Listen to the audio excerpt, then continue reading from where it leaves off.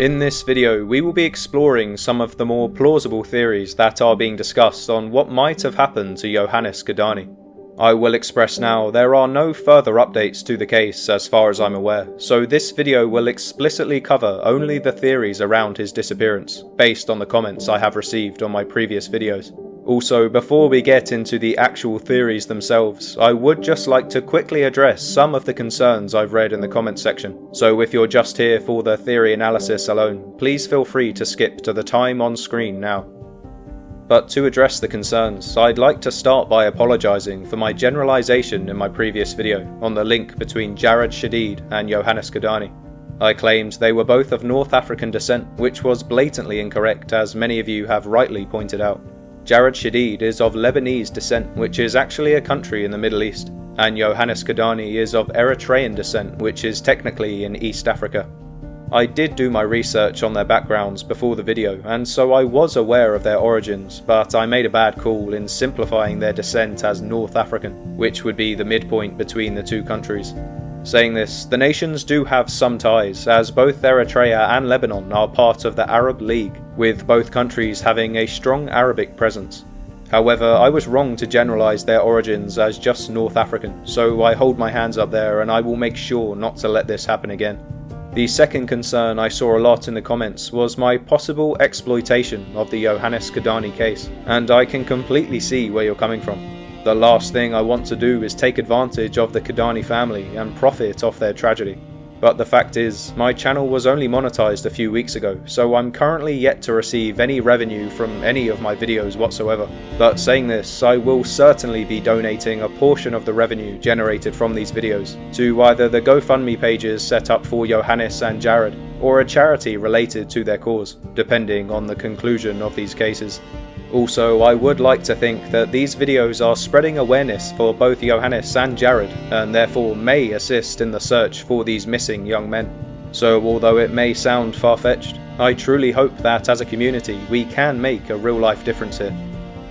Anyway, I hope I have addressed the concerns, and I apologise once again, but with this, let's get back to the video. So before we dive into the theories, what evidence do we actually have to base these theories upon? Well, we know Yohanes had recently moved across the country from New York to San Jose to start his new job as a software engineer with Netflix. A week or so later, he then had a strange encounter with an Uber driver on the 12th of August where he was forcibly taken to a different location against his will. But then, despite his better judgment, Yohanes then chose to use Uber once again on the 14th of August, which is where he was last officially seen. We know from witnesses that he was planning to meet a friend that evening, however we have not been told who that friend is.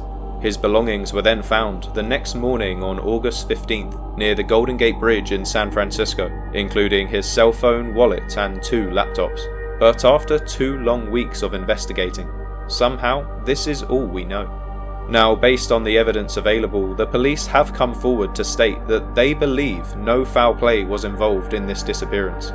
However, we must also consider that the police may just be saying this to keep potential suspects in the dark, and to prevent them from getting spooked and leaving the country to evade capture.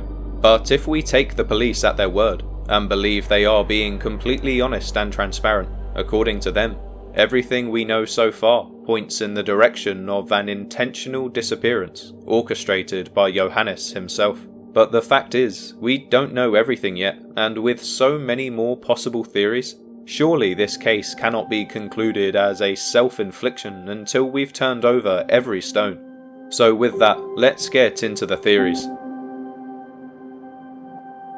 So the most popular theory I saw being discussed in the comments was that the Uber drivers may be involved in Yohanes' disappearance. Seeing as his last sighting was getting into an Uber, it makes sense that the driver would be a prime suspect. Also, with the strange encounter Yohanes had 2 days prior with a different Uber driver, it's very easy to make the assumption that they are somehow involved in the crime. However, there is still yet to be any evidence of this being the case, and police have even gone out on a limb to claim that they feel no foul play was involved. Given that the Uber drivers would have been key suspects in the case, you would assume that the investigators would have interrogated them almost immediately. So, seeing that the police are confident that this case does not involve any foul play, this would imply that they feel the Uber drivers are innocent here. We do not know their identities, nor do we know what their alibis are, but even if we trust the investigators and their honesty about the case, it is still possible that an alibi could have been fabricated. However, even if the Uber drivers are 100% innocent in this, that doesn't rule out another potential suspect being behind the mysterious disappearance of Yohanes Kidane. Another popular theory amongst the comments was that this suspicious friend that Yohanes was planning to meet may somehow be involved. In my previous video, we explored the possibility that Yohanes could have met somebody online and agreed to meet them in San Francisco for a date. It's possible, if this was the case, that the suspect lured Yohanes out there with malicious intentions, and then covered up the incident by placing his belongings near the Golden Gate Bridge to make the police believe that Yohanes ended his own life. This would make sense given that Yohanes was a successful, intelligent man who was loved by friends and family, so why would he ever do something like this? However, his phone was discovered and likely analysed by the police immediately, so if they were able to uncover these conversations with this friend, they would have immediately tracked this individual for interrogation.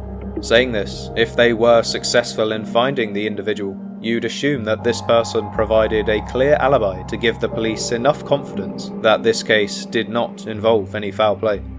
On the other hand, if the police were unable to track the individual Yohanes was planning to meet, then the case would certainly be more suspicious, and there's surely no way the police would claim no foul play was involved if they hadn't identified and interrogated the supposed friend that Yohanes was planning to meet that night. So, trusting the police, I would say there is no real weight to this theory, and so we should probably focus our attention onto other possible suspects. A few people mentioned that another potential suspect could have been a Netflix employee or a reject from the software engineer interviews. I understand the basis for this theory, as I'm sure this position would have been highly sought after by both Netflix employees and unemployed software engineers alike. This job role is very competitive from what I've been told, so it's plausible that a jealous person chose to take out Yohanes after learning that he got the job.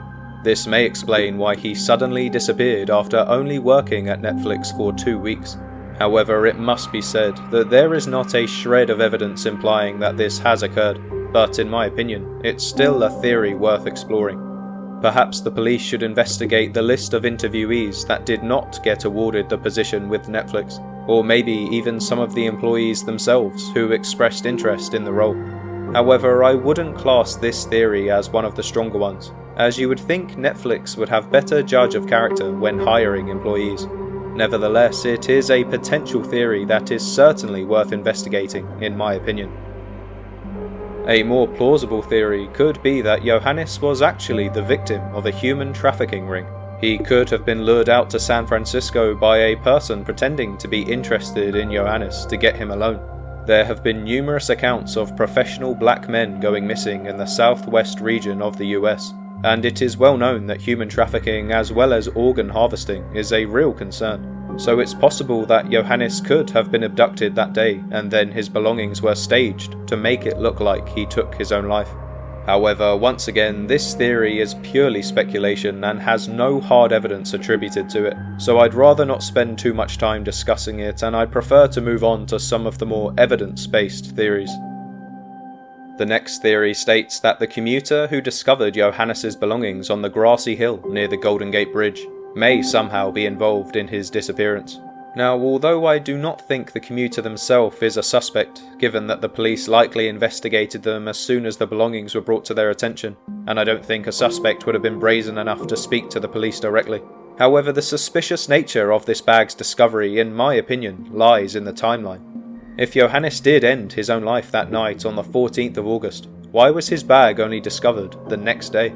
San Francisco is a heavily populated area with a large homeless population, so surely somebody would have stumbled upon the bag, which contained 2 laptops. I suppose it's possible that Yohanes waited until the morning of August 15th to commit the act, but why do we not have any known footage of him in San Francisco? If he was in the area for that long, surely we would have camera footage confirming this. However, it is also possible that Yohanes did in fact leave his bag unattended that night, and somehow nobody noticed it or touched the bag until the commuter stumbled upon it in the morning. Of course, if this was the case, this would heavily imply that Yohanes' disappearance was intentional, which is a conclusion I think we can all agree would be extremely heartbreaking. Which leads to the final theory, that Yohanes is sadly no longer with us. Now, I don't want to spend too long discussing this out of respect to Yohanes and his family, but based on the evidence available and the conclusions drawn by the investigators so far, it would at least appear that there was no foul play involved in Yohanes' disappearance, and that this was an intentional act by the man himself. But if this is true, as far as I'm concerned, he is still very much a victim, but rather than being a victim of one particular individual, he would be a victim of society.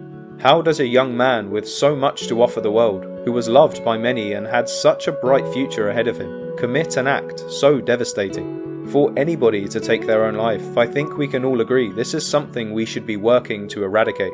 But for somebody like Yohanes, who from the outside appears to be such an incredible person, it shows us that in today's society, anybody is capable of falling victim to their mental health. Anyway, there isn't much more to say on this, and I apologise for leaving off on such a sour note, but I think it's imperative that we learn something from this case. Whatever the conclusion, there needs to be an investigation, and we need to come up with a solution so whatever happened to Yohanes never happens again.